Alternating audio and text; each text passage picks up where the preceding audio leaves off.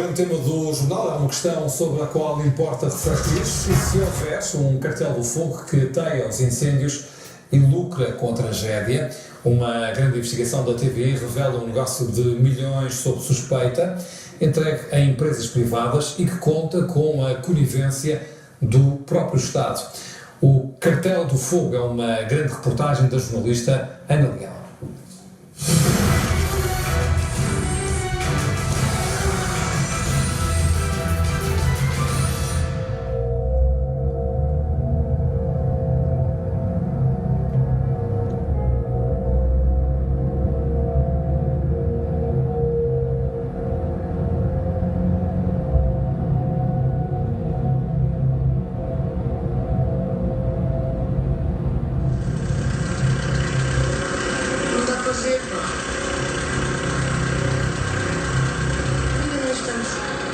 Este vídeo foi filmado a 16 de outubro, um dia depois das chamas voltarem a Pedrógão Grande. No carro seguiam uma agente da PSP e um bombeiro de Pedrógão. Regressavam a Lisboa depois de um fim de semana mortífero em que só num dos dias houve mais de 500 incêndios. Assim que entramos no IC8, olhamos para o lado esquerdo e vemos coisinhas incandescentes penduradas nas árvores. Várias. Isto está logo a seguir a saída de Pedrógão, não é? Sim. Que filhas da p***! Olha, é nos ramos, em cima. Olhámos à volta, não havia nenhuma razão para aquilo estar ali. Não havia fogo perto, o fogo estava muito mais para trás e não havia vento. Portanto, não podiam haver projeções. Foi caiu do ar e ficou preso e cai. Não há fios de eletricidade a passar ali, não foi nada. Foi uma merda que mandaram. O objeto tinha assim cerca de um palmo, mais ou menos. Parecia que tinha uma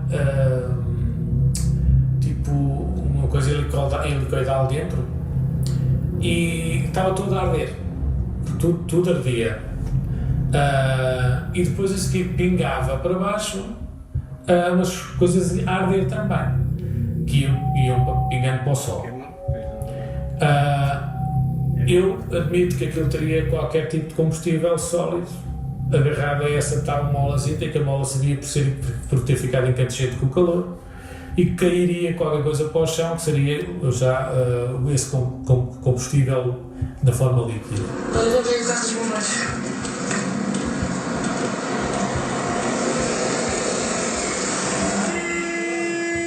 Não vale a pena que eles vão por ordens. Isto está tudo feito, está tudo combinado. Quebrões, pô. Não, porque são os bombeiros. Não, pô. Eu não tenho muitas dúvidas que tenha vindo do ar. Terá que ter vindo do ar. Para mim é aquilo que é mais plausível.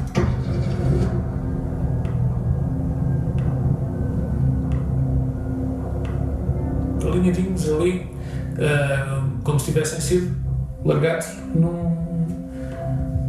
por um aparelho qualquer, e naquela direção, sim, todos à mesma distância. Não consigo precisar milimetricamente, mas estavam sensivelmente à mesma distância da beira do IC8. Todos eles. O governo deu ordens à proteção civil para não acontecer. Portanto, terá que ser algo mais que voe baixinho. Um helicóptero, ou um drone, não sei. Estás a ligar?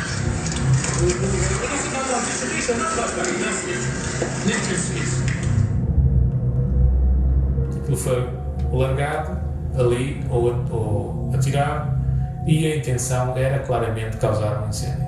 Não vejo outra hipótese, sinceramente. Já está gravado, vamos embora, vou ligar. Não, aqui que isto é perigoso. Não vale a pena.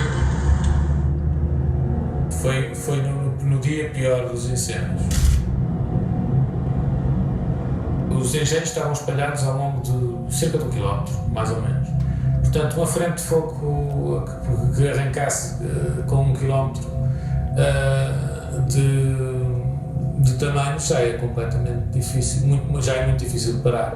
Se tivesse a temperatura e a baixa umidade que esteve durante o dia, pode ter a certeza que arrancaria ali uma nova frente que deveria ser muito difícil de parar e que provavelmente iria entrar dentro da vila de Pedrógão Pequeno. Aquilo já estava mesmo encostadinho à vila, não é? Nesse fim de semana terão ardido entre 120 mil e 150 mil hectares, um número assustador que vem reforçar aquele que já é considerado o pior ano de sempre, mais de 500 mil hectares ardidos. Eu acho que foi aqui que a gente começou a ver um clarão. Que era o incêndio que estava lá ao fundo, Eu exatamente. estava a dizer que não podia ser projeções, que ele estava. Exatamente, estava estava lá longe. longe. Podia muito bem vir pendurado. Nesses tais balões. Não sei, é um bocadinho estranho, não é? Não é o primeiro que a gente encontra e começa a ser um bocadinho suspeito. Já percebemos que os cabos que há aqui são cabos de comunicações e o tipo de cabos que há e o tipo de postos também não tem nada que se possa parecer com aquilo. Portanto, teria que ser outra coisa qualquer.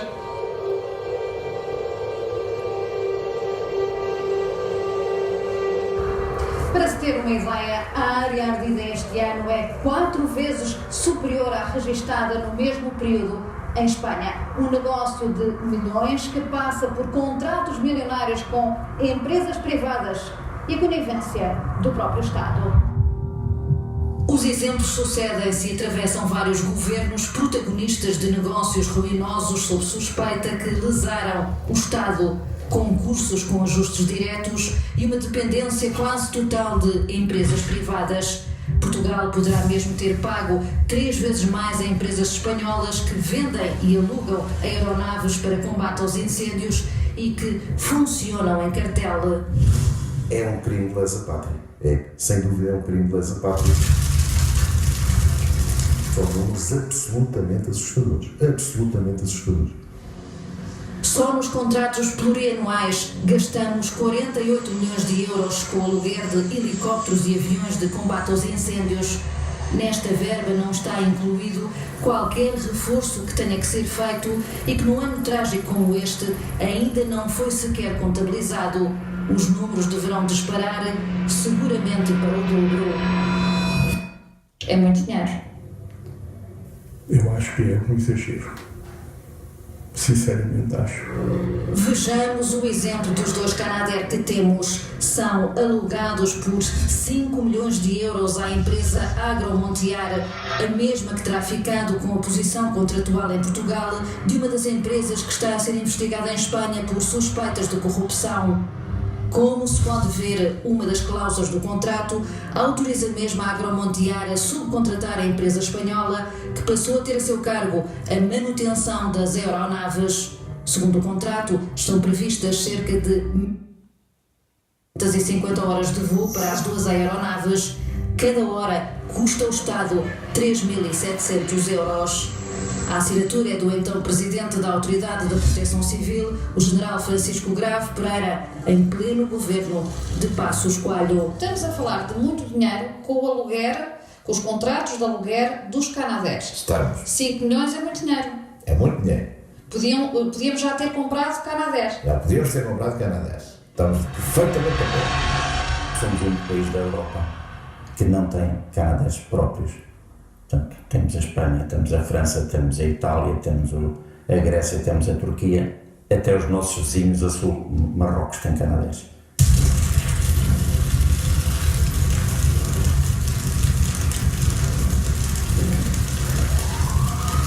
O único avião que foi construído especificamente para combater incêndios foi o Canadair. E era esse que o país devia ter, pelo menos 10, 8 a 10. O desfecho poderia ter sido outro de Pedrógão se tivesse Podia ter tido outro desfecho, porque os meios aéreos pesados que vieram e que andaram lá a operar chegaram tarde porque não são nacionais. Tiveram de outros países, como tal chegaram atrasados, como é evidente. Nestes incêndios, o que é necessário é atacar logo o mais rápido possível. Há muitos helicópteros que são contratados que não apagam os incêndios grandes. A maioria deles são contratados para apagar incêndios nascentes. São os helicópteros mais pequenos. Esses helicópteros não têm qualquer tipo de utilidade nos incêndios grandes? Não. Ou têm uma utilidade muitíssimo limitada. descarregam ou lançam 800 a 1200 litros de água, de 800 a 1200 só. Em incêndios muito grandes que desenvolvem altas temperaturas, a água praticamente nem chega ao chão. Evapora-se a serragem. Sabe-se agora que a falta de meios aéreos terá sido fatal. A fita do tempo do incêndio confirma que na fase mais crítica não havia nenhum meio aéreo em Pedrógão. Acredita que se os Canadair tivessem sido usados logo nestas primeiras horas, que poderia-se ter evitado o desfecho que teve este incêndio? Canadairs espanhóis mostram um cenário devastador em Pedrógão. Vieram também italianos e até de Marrocos, mas a ajuda chegou tarde. Quando falamos sempre no combate é preciso tudo o que vier à mão. E quando os incêndios que aconteceram este ano, é preciso tudo, nem sequer, se calhar o que havia na Europa chega, porque eles são tão grandes e desenvolvem-se muito rapidamente, porque se calhar nós estamos a pedir fora, quando cá chega já deu tudo.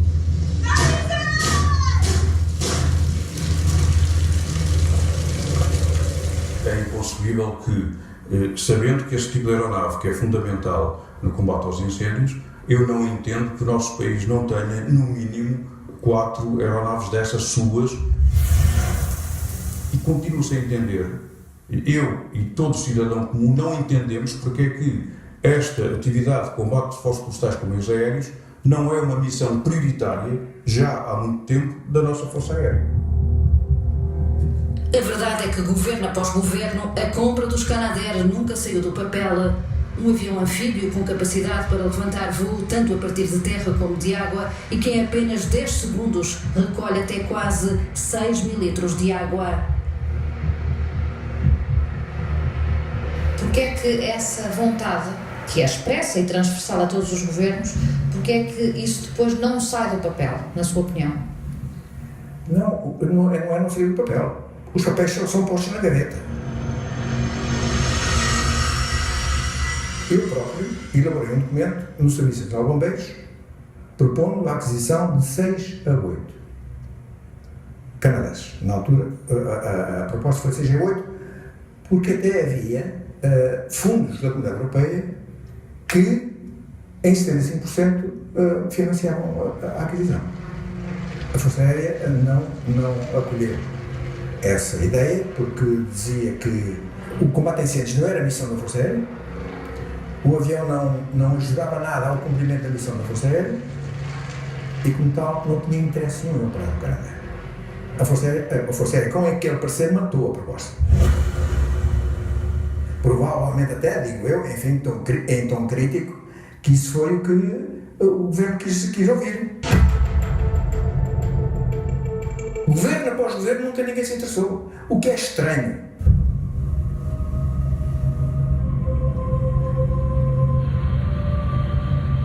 As imagens são recentes, filmadas na semana passada. 8 helicópteros Puma encostados num hangar pertencentes ao Estado português. 4 estão em perfeitas condições. Podiam ser usados nos incêndios. Estranha também que não sejam aproveitados quando são nossos, são do Estado, nomeadamente para o combate aos incêndios. Olha, até que há uns meses atrás não estranhava muito, porque se os técnicos portugueses dizem, e da Força Aérea, que aquelas aeronaves não se adaptavam ao combate aos incêndios, eles é que são técnicos, eu não sou técnico dessa área. Mas a partir do momento em que, quando pedimos ajuda internacional, aparecem cá aeronaves dessas a combater incêndios, como é evidente, eu tenho que pôr em causa a informação que era dada. Afinal, os helicópteros adaptam-se ao combate ao fogo florestal. Portanto, não entendo porque é que, dispondo daquelas aeronaves, podendo elas ainda voar, porque é que não são utilizadas. Estás a referir à ajuda dos suíços, por exemplo? Por exemplo, a ajuda dos suíços. Estas imagens mostram helicópteros Super Puma que vieram da Suíça para ajudar a combater os incêndios que destruíram o centro do país em agosto. Quando foram desativados estas aeronaves, qual eram as condições em que estavam? Excelentes. Ficou surpreendido quando foram desativados, quando foram postos de lado? Muito surpreendido. os outros que vieram, os que são um pouco melhores, um pouco mais rápidos. É verdade, se calhar, mas para os fogos não me interessa que também... Agora vamos comparar os custos, não é? Não me interessa que eles andem mais 20 nós agora, não é? Na sua opinião, poderiam perfeitamente estar operacionais para o combate a incêndios, por exemplo? Sim. Alguém tem que provar o contrário, que havia falhas de estrutura, porque eu não acredito, ninguém me falou nisso. Os motores ajudavam os Açores até há 2 anos, não sei o que é que eu digo.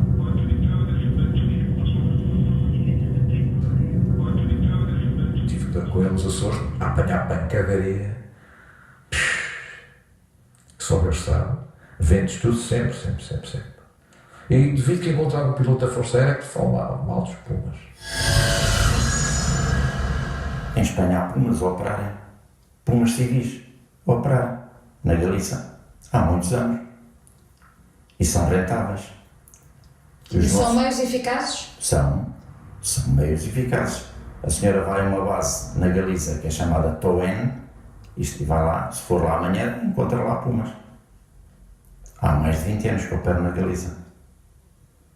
Portanto, se operam na parte civil é porque são rentáveis. O assunto é recorrente em todos os governos. No de Sócrates, em que António Costa era ministro da Administração Interna, chegou-se a pedir um estudo a uma empresa de consultadoria que acabou mesmo por sugerir a reconversão dos helicópteros, garantindo-se essa a melhor solução em termos financeiros. Nunca chegou a sair da gaveta. Tenho assistido a reuniões daquelas que fico incrédulo como é que é possível haver tanta capelinha e tantos interesses dentro de estruturas importantes do nosso país e que efetivamente não ponham, como há pouco disse, acima de todos esses interesses de grupos e de grupinhos, e estou a falar de estruturas nacionais importantes, os interesses do país. Os estudos pedem-se, têm conclusões e depois não saem da gaveta. São os interesses a funcionar? São os vários lobos a funcionar? O que é que acha que está então por detrás desta má vontade em se avançar com isto? Outros interesses se levantam? Parece-me óbvio.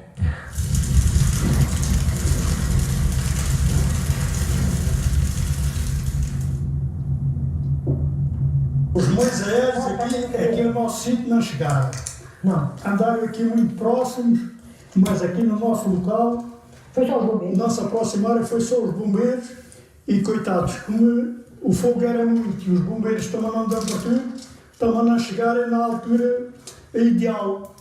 Meu filho dizia assim, mãe, pai, a bocazinha sempre tapada. Por causa do fumo, a bocazinha sempre com um pano molhado, sempre assim. A gente aqui sabe de hoje que a gente aqui passou. Eu nem quero lembrar. Não foi preciso dormir, nem comer. Nossa casa não anda ali. Eu fico assinada pronto.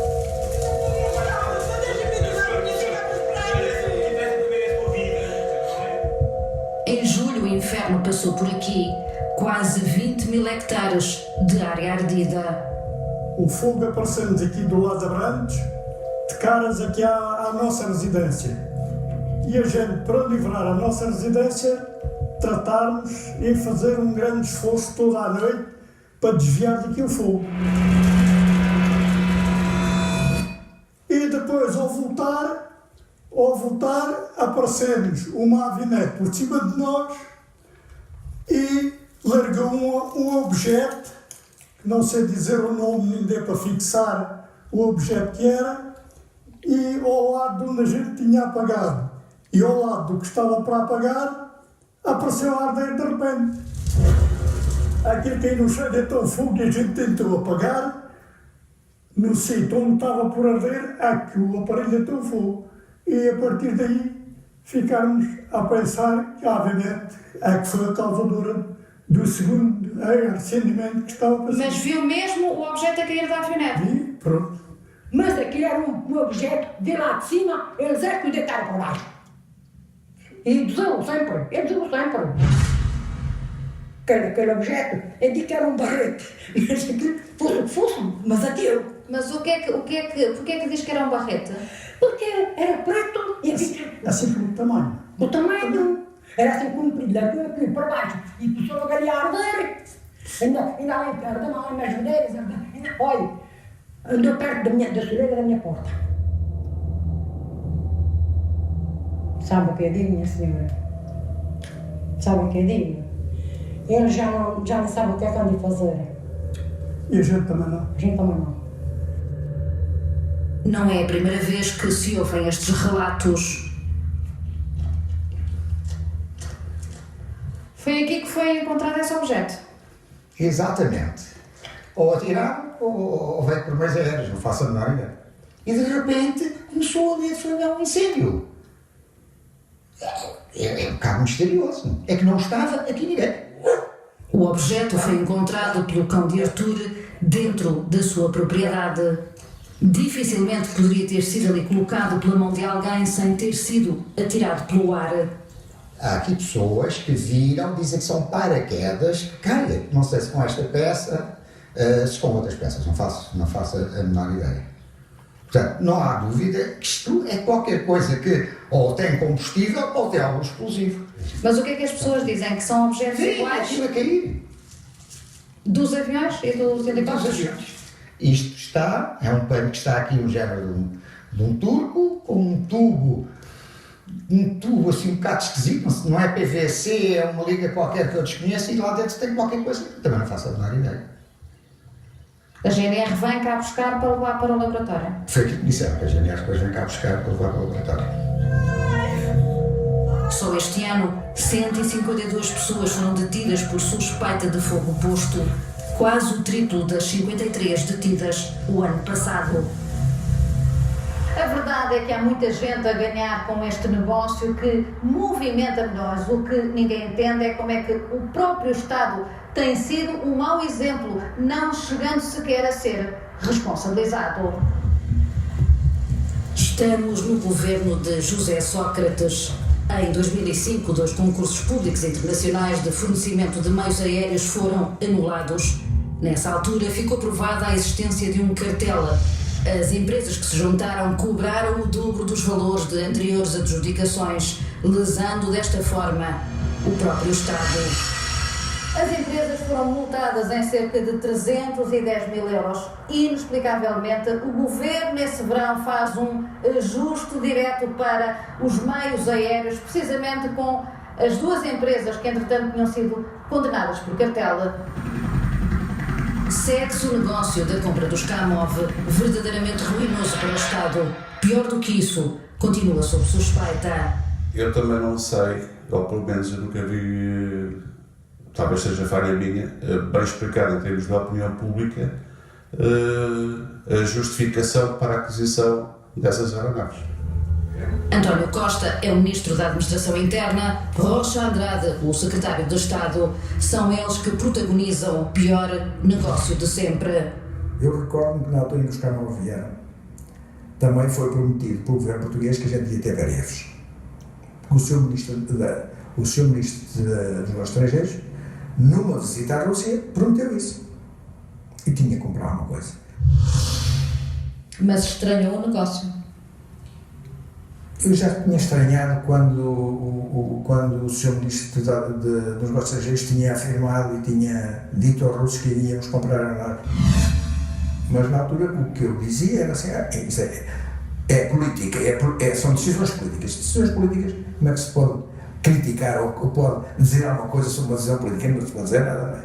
Mas com o cargo que tinha, nunca aconselharia a compra dos Kamov? Na altura? Não, na altura não. Na altura não. Mas então porquê é que diz que na altura não recomendava? Por ter dificuldades, por haver muitas dificuldades na linha de manutenção, na logística. A logística necessária para os helicópteros e para os aviões. Os russos têm outra tecnologia, não é a tecnologia ocidental, a que nós estamos habituados, criaria sempre dificuldades, como está a criar e como criou logo a seguir. Fala o homem que até 2006 esteve no planeamento dos meios aéreos da Proteção Civil e Serviço Nacional de Bombeiros. Pouco tempo antes de eu sair, começou a ser diferente. Os cadernos de encargos passaram a ser elaborados no Ministério da Administração Interna. Modificou tudo. Portanto, as pessoas envolvidas eram outras, tudo era diferente. Está a querer dizer o quê? Que passaram a haver decisores políticos? No âmbito político, com certeza. Aquilo passou para o Ministério da Administração Interna. Quem são as pessoas que lá estão? Com pessoas discutindo e elaborando cadeias de encargos que muito provavelmente em certos pouco sabiam. Ou nada. A 22 de maio de 2006 é assinado o contrato para a compra dos Kamov, 6 helicópteros que vêm da Rússia. A Heli Portugal é a empresa escolhida para os trazer, mas os prazos acordados para a entrega não chegam a ser cumpridos. Os atrasos dos Kamov variaram entre os 2 e os 3 anos. Mas de facto atrasaram-se, é verdade, e isso também custou 3 milhões e tal euros de penalidades à Heli Portugal. Uma penalidade considerada muito baixa pelo Tribunal de Contas, correspondente a apenas 14,9% do valor máximo que o Estado poderia ter reclamado. Os juízos do Tribunal de Contas referem mesmo que o Secretário de Estado não terá acautelado o interesse público. Fernando Rocha Andrade não acautelou o interesse público, tendo, ao invés, e numa altura de incumprimento contratual que não podia desconhecer, aligeirado os requisitos de entrega das aeronaves e flexibilizado as condições de pagamento. Ou seja, o Estado foi claramente lesado pela mão do então Secretário de Estado, que chega a antecipar o pagamento dos helicópteros que ainda não tinham sequer chegado. Não é credível que o Secretário de Estado, dadas as suas funções, desconhecesse a real situação das aeronaves a fornecer. O Secretário de Estado à época, o Rocha Andrade, foi inclusivamente acusado pelo Tribunal de Contas de não ter acautelado o interesse do Estado. Pois está, mas o que é que eu tenho a ver com isso? O que é que eu tenho a ver com isso? Mas são contratos que demonstram alguma incompetência por parte de quem os fez, por parte do Estado. Mas eu não tenho dúvida nenhuma que o Estado é incompetente a fazer contratos. Estou 100% de acordo consigo, nesse aspecto. É uma crítica que eu faço há muitos anos, e não é só os contratos do Kamov, é os do Kamov, os do Canadair, os dos ligeiros. Nesta parte que eu percebo um bocadinho, porque já neste trabalho há mais de 20 anos, o Estado é tão incompetente que até assusta. Mas acha que é só a incompetência? Eu acho que não é só a incompetência. Em alguns casos eu acho que vai para além da incompetência. O negócio nasceu torto e torto continuou com o aval do próprio poder político. Seguem-se ajustes diretos para garantir meios aéreos à falta dos Kamov, precisamente com a Heli Portugal, que estava em cumprimento. Mas foram pagas horas de voo que nunca foram concretizadas. Em 2008, por exemplo, o Estado pagou 2.312 horas de voo, quando os helicópteros só voaram efetivamente 1.269 horas. Como é que isto é possível, Sr. Isso é possível, e eu também acho que isso não é bom, mas a culpa não é da Heli Portugal. O contrato que foi feito, e que é igual ao contrato que existe atualmente, garante um número de horas de voo a quem fazia a manutenção, quer os helicópteros voassem ou não. Portanto, é a mesma coisa que... Isto tem alguma lógica, mas também podia ter sido feito de outra maneira. É a mesma coisa dizer assim, olha, eu fico com o seu restaurante todo. Se eu encho o restaurante ou não, o seu restaurante tem 100 lugares, eu pago sempre 100 refeições. Pronto. O Estado garante um número mínimo de horas para ter o dispositivo todo a funcionar, todo ali garantido. Porque também não pode dizer assim, olha, quando eu preciso venho. Preciso venho, depois não está a estrutura montada. Mas admito que o Estado ficará lesado com uma situação destas. Admito, claro que admito. Eu, se tivesse feito os contratos, não tinha feito dessa maneira. Aliás, no estrangeiro os contratos não são feitos assim. Como se pode ver, em 7 anos foram faturadas cerca de 24.000 horas de voo, mas os Kamov só voaram 14.000. Verificou-se que entre 2008 e 2013 o total de horas nunca atingiu os limiares mínimos contratualmente estabelecidos. Porquê que quem gera a frota dos Kamov não os manda voar? Essa é que é a pergunta importante. Porquê é que acha que isso acontece? Porque contratualmente podem mandar voar. Mas porquê é que acha então que isso acontece? Eu tenho a minha opinião, mas se eu disser Qual é? se eu disser isso na televisão vou preso. Ou levo logo com mais uma queixa-crime. Já tenho um processo do Dr. Miguel Macedo e uma queixa-crime do Dr. Marcos Mendes. Não está à espera que eu me exponha ainda mais, não está?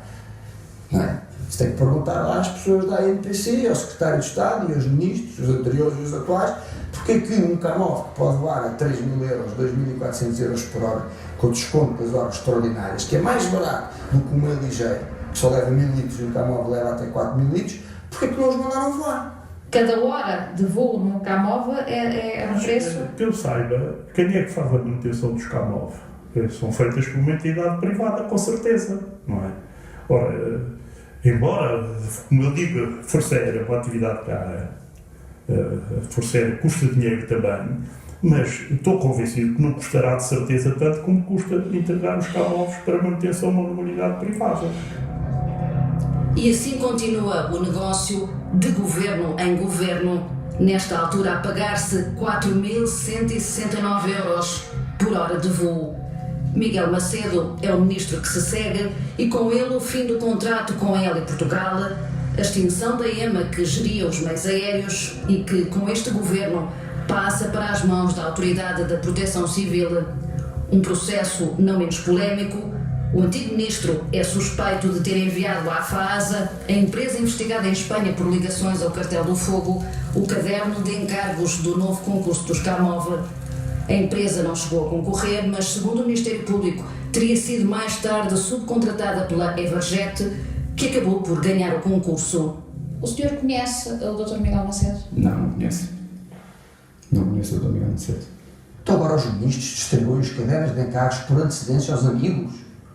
Então e os outros? São os parvos, são os bobos da corte que andam aqui? Quer-se transparecer para o público de que a Everjet subcontratou a FAASA para obter seja o que for. A Everjet não subcontratou a FAASA.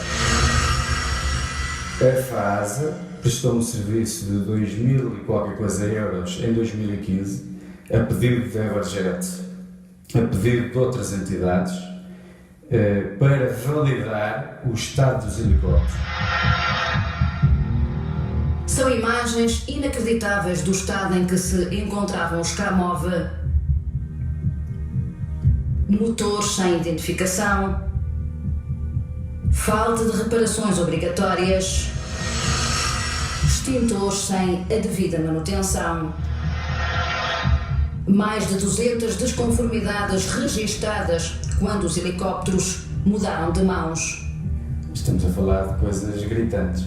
Estamos a falar de peças de origem duvidosa, estamos a falar de falhas estruturais, estamos a falar de corrosões, estamos a falar de manutenções que não foram feitas na devida data, estamos a falar de muitas falhas, coisas graves demais para serem verdade. Cerca de 200 desconformidades. Não, foram mais. Eu penso que deve ser 200 por helicóptero. É verdade. Detectaram, sim senhor. E o que é que eu tenho a ver com isso?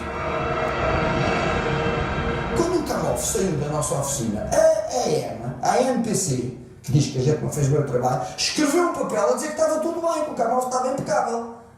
Em todas as vezes que nós fizemos intervenções, eles testaram as máquinas e confirmaram que estava tudo bem. Depois o que acontece a partir daí, o que é que eu tenho a ver com isso? Isso é o problema deles. Só que, claro, eles não quiseram assumir a culpa, porque senão ficavam mal vistos. E também vinha ao de cima, que foi uma estupidez gigante, mandar a ANPC gerir helicópteros. Pá, desculpem lá, mas isto é uma aeronáutica é uma coisa especializada, não é propriamente... Eu também não vou pôr a mim a apagar fogos, espero, porque eu não percebo nada disso. E, portanto, eles fizeram imensas asneiras, percebe? Portanto, como eu já disse uma vez e volto a referir, ou são corruptos, ou são incompetentes, porque eu já escrevi isto e não tenho medo de dizer isto, e depois, em vez de assumirem que são corruptos ou que são incompetentes, que eu não sei qual delas é que é, vieram dizer que a culpa era da manutenção. Dos 6 Camov comprados por 42 milhões, apenas 3 estão operacionais. Entre aquisição, manutenção e reparações, o negócio já vai numa fatura de pelo menos 348 milhões de euros. E os contribuintes a pagarem tudo isto. O que significa que se eles tivessem desempenhado 10.000 horas até agora, significa que cada hora ficou em quase 35 1000 euros por hora. Portanto, é um valor absolutamente exorbitante, não faz qualquer sentido, porque a Força Aérea, até nos estudos que faz, digamos que já com uma estrutura montada e com os pilotos, não é? E digamos com todo o know-how existente, infraestruturas e tudo, falo por menos de 1000 euros. Não é? O grande problema é este, é que acrescentar esses custos à ineficácia da atuação desses meios. Se fosse ver isso em termos de percentagem do rendimento, isso é uma coisa astronómica, isso é uma coisa louca, não é? É um número gigante. É um número de veras gigante. Chocado? Chocado. No e-mail que a TVI teve acesso, João Almeida, secretário de Estado no governo de Passos Coelho, questiona mesmo o então presidente da ANPC pelo facto dos Kamov continuarem inoperacionais. Tenho de confessar a minha estupefacção. Não consigo compreender como não temos nenhum Kamov disponível antes de 1 de julho, como é possível acreditar no cenário agora apresentado. No incêndio de Pedrógão, os Kamov voltaram a falhar. Os meios aéreos foram insuficientes. Eu diria que sim. Foram mobilizados 2 meios aéreos, portanto um meio aéreo ligeiro para o ataque inicial e depois veio um meio aéreo pesado, um Kamov, que não esteve muito tempo, quer dizer, não realizou o tempo total, digamos, da missão por problemas técnicos e teve que voltar à base. Nesse dia, também tanto quanto julgo saber, haveria um outro Kamov que estava baseado em Ferreira de César, portanto era a base dele, mas logo de manhã foi mobilizado para um incêndio em Louros. Eu chamo a atenção que o incêndio de Louros, por muita importância que Louros possa ter, digamos, pela proximidade da capital, mas foi um incêndio que... Era um pequeno incêndio. 7 hectares.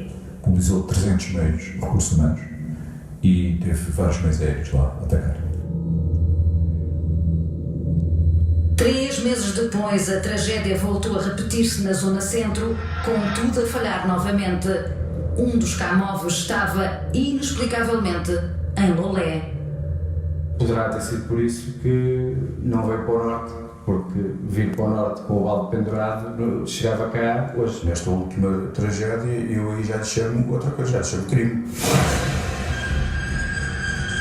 No seu entender, a autoridade continua sem credibilidade, apesar das mudanças? Sim, a Autoridade Nacional de Proteção Civil, neste momento, é um organismo neste país que não tem credibilidade nenhuma.